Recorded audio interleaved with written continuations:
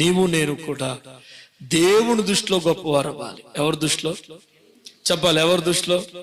మనుషుల దృష్టిలో గొప్పతనం ఏముంది? ఈరోజు చాలా గొప్ప అంటాడు, రేపొద్దున వీడు ఎందుకు పనికిరాడు అంటాడు.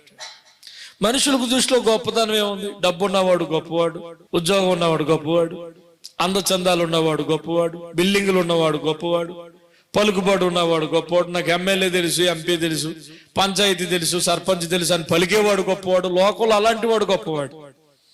లోకము దృష్టికి గొప్పతనంగా వెళ్తే అది నీ జీవితం అంతా ఖరాబే. నేను చెప్పేది లోకము దృష్టిలో గొప్పవాడుగా బతికాను అంటలేదు, యేసు దృష్టిలో గొప్పవాడుగా బతుకు. ఎవరి దృష్టిలో?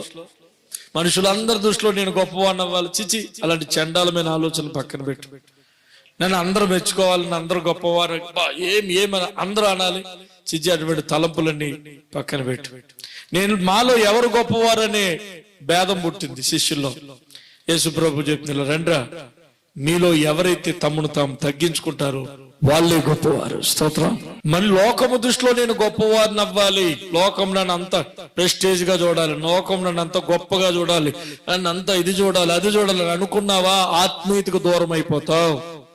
నీ హంగులు, నీ రంగులు చూపించడానికి ప్రయత్నించావా, నీవు ఖచ్చితంగా ఆత్మీయతకు దూరం అయిపోతావు.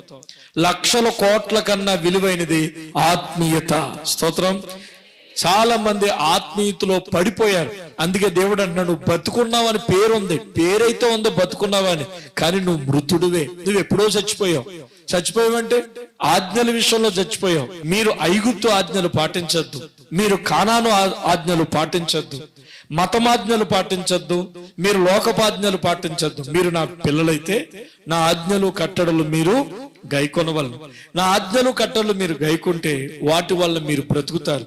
నా ఆజ్ఞలు కట్టడలు మీరు గైకుంటే ఐగుప్తు రోగం ఏది మీకు రానివ్వను. నా ఆజ్ఞలు కట్టడలు మీరు గైకుంటే ఆ దేశం మిమ్మల్ని కక్కివేయదని ప్రభు చెప్పాడు. స్తోత్రం. అవును, మనం దేవుని పిల్లలం. దేవుని పిల్లలమైన మనము లోకము దృష్టిలో గొప్పవారుగా ఉండడానికి ప్రయాసపడద్దు. నా దేవుడు ఏ విషయంలో సంతోషపడతాడు, ఏ విషయంలో నా దేవుడు నన్ను ఘనముగా ఎంచుతాడు. దేవుని దృష్టికి ఘనమైనవేవి? దేవుడు బల మంచిదా, మంచి బిడ్డ అని ఎప్పుడు అంటాడు? దేవుడు ఏం చేస్తే నా దేవుడు నేను సంతోషపరుస్తా, ఏం చేస్తే నా దేవుడు నన్ను మెచ్చుకుంటాడు. అవును బిడ్డలారా, మనుషులు మెప్పుకోరువారు, అధికారులు మెప్పుకోరువారు చాలా మంది. యేసు మెప్పుకోరువాడు ఆత్మీయుడు. ఆత్మీయుడు ఎవరంటే యేసు మెప్పుకోరువారు. లోకంలో క్రైస్తవులు చాలా మంది ఉన్నారు, ఆత్మీయులు కనబడతలే. బైబిల్ పట్టుకున్న వారు చాలా మంది ఉంటున్నారు, బైబిల్లో ఉన్న పాఠాలు, బైబిల్లో ఉన్న వాక్యాలు పాటించేవారు కనబడతలే. క్రైస్తవ